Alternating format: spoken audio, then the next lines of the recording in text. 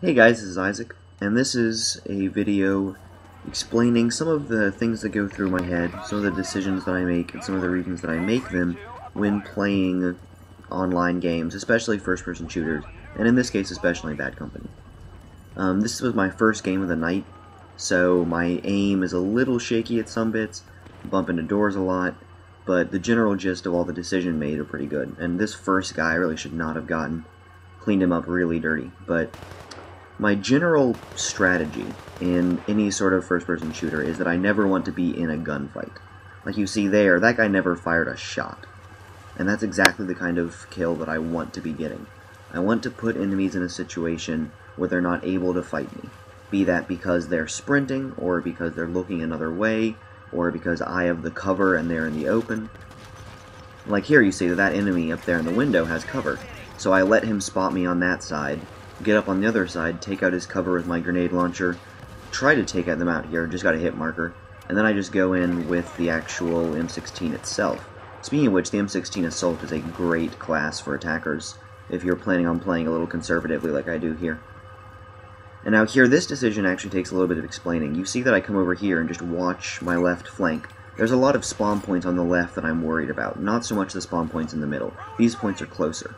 And then I throw that grenade to take out those fences to improve my visibility, because over that stretch, like, see, there is a guy spawning on the left.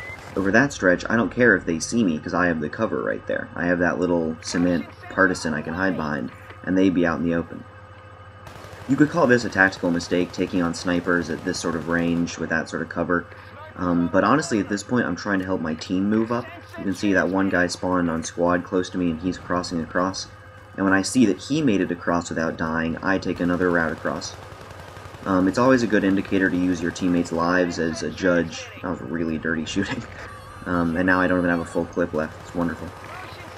But it's always a good idea to use your teammates' lives as indicators, because if they die, then that means that that path is being watched. So if he made it across that really well-watched and well-trafficked path in the middle, I can take a side route pretty safely. Now here I managed to get an easy plant, and I just camp here, guard the charge. You can call it cheap if you want, but I'm just playing the objective.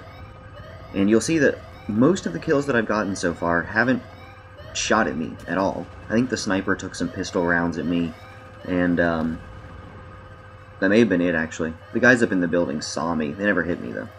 And that's exactly the kind of battle that I want to be having. So here, I could have just run, well there I'm trying to pick up his kit before it vanishes, and I managed to pick this guy off with like 5 bullets left.